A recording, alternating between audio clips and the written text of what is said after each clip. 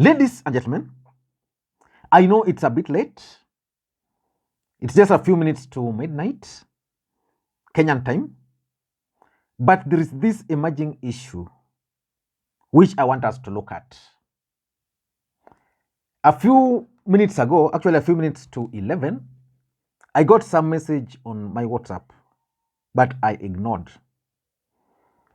Then after some time, I went to Twitter and I just tapped the name Matiangi and I got several confirmation.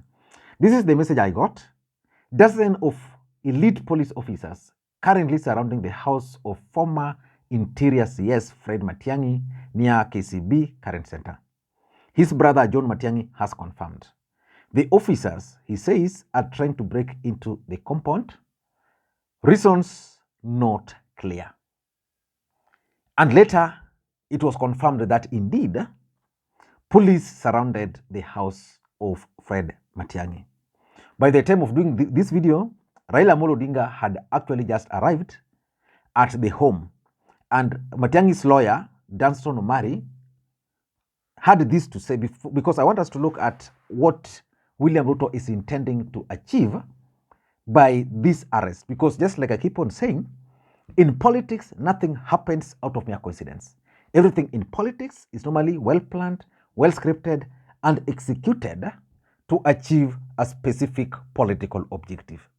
Fred Matiang'i is a former cabinet secretary of this country. William Ruto and Rigathi Gachagua assured Kenyans that their government will not be used to settle politics. But this is exactly what's happening. Let's listen to Omari, then we proceed. Let's just listen to Omari, then we proceed. This is what Danson Omari is saying. To charge him with, let's listen. Arrest our client for no offense disclosed. So I can confirm to every Kenyan in this country that the life of Matiang'i is at risk. We don't know the intention of wanting to invade Matiang'i's home at this time of the night. We don't know where they want to arrest him and take him to. We don't know what offense he has committed. Our client is ready to be summoned to go and appear before any police station, record a statement if they have anything to charge him with. At what time did the police officers arrive at the home of the cabinet secretary? My client is holed up. Have you been able to access him? I have been with him, I've left with him. My client is holed up as if he's a fugitive in his own country. This is a former minister in charge of security. This is a former minister in charge of the police. This is a minister who has served the citizens of this country. Civility must be retained. We can't have a rogue government that comes at the midnight to arrest the former CS. If they want the former CS, and that's what we are telling everybody, we will provide him to where they want him. If they want to do any search, because what they want is to go to his house, plant guns there, plant fake things there, then frame him with trumped up charges. The time when Baba used to be arrested at night and be detained cannot be repeated anywhere. So we have put a cordon in his house of more than 200 lawyers, protecting our client to see the light. We shall not live here until the morning, so that when Matiang'i is being arrested, we will follow the law. The Constitution does not envisage what the government wants to do. Now, that's Fred Matiang'i's lawyer. But in politics, nothing happens out of mere coincidence. This arrest has the direct blessings of William Samoei Arap Ruto. Otherwise, these police officers would not have conducted this raid at night. Raila Odinga has already arrived at the scene by the time of doing this video. But why do you think William Ruto would arrest Fred Matiang'i this late? For me, I have 5 theories, and I want you guys to listen. Number 1, there is this small matter of George Magoha's funeral and burial over the weekend.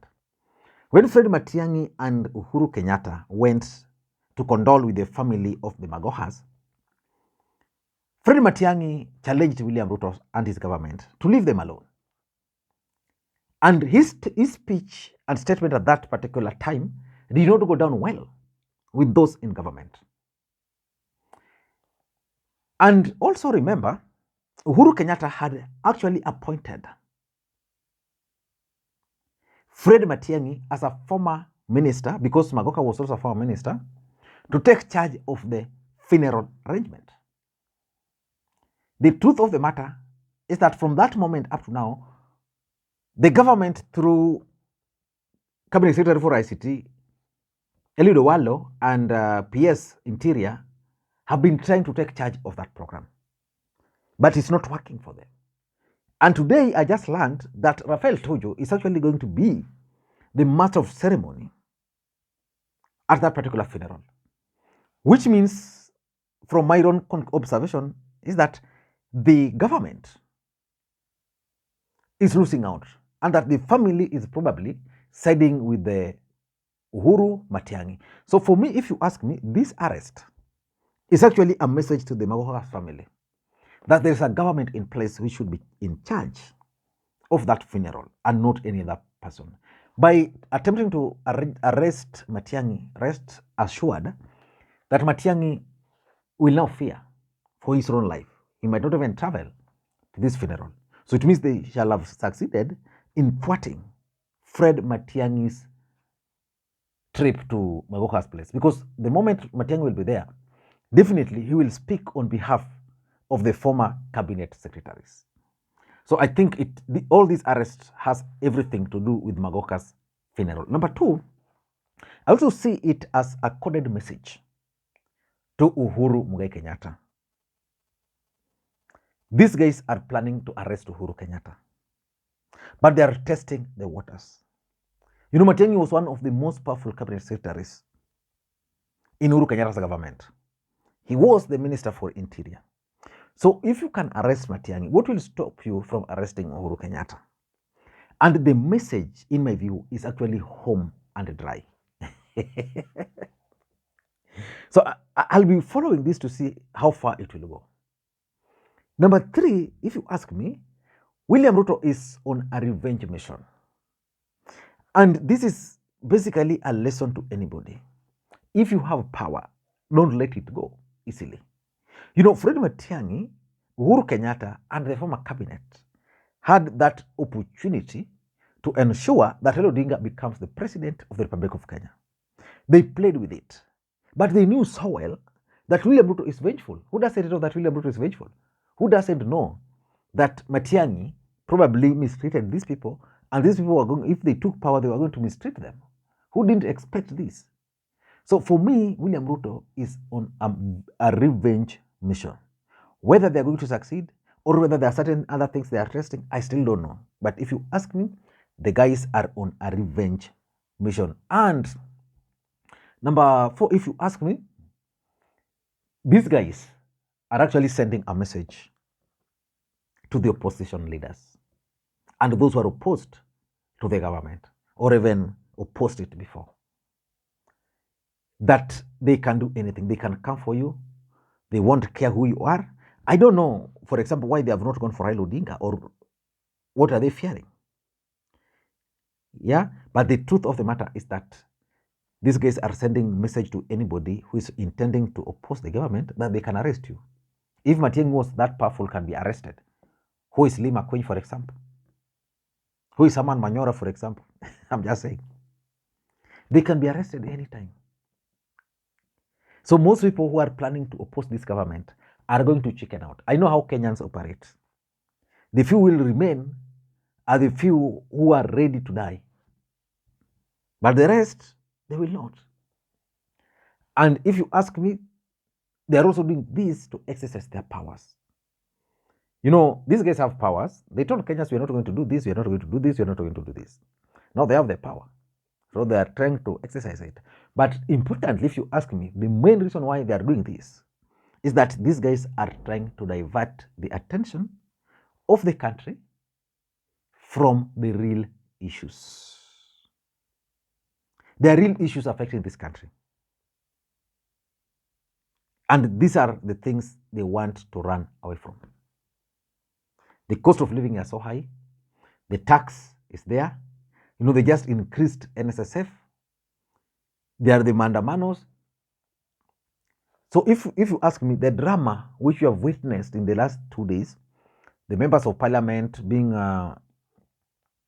led to defect, you know, this arrest and many other dramas, if you ask me, all are intended to divert the attention of the country from the real problems facing this government. And that's why I've always told people that, I don't know, but I tend to think that Raila Odinga ought to have stayed away from this government, so that by now, this government would have made so many mistakes without abusing, without complaining, without blaming anybody. Raila Odinga ought to just have stayed away until May or June. The entire country will be crying for him. But right now, William Ruto will engage in propaganda. They'll engage in this diversion tactics. So let's just wait and see. Thank you, and may you have a good day.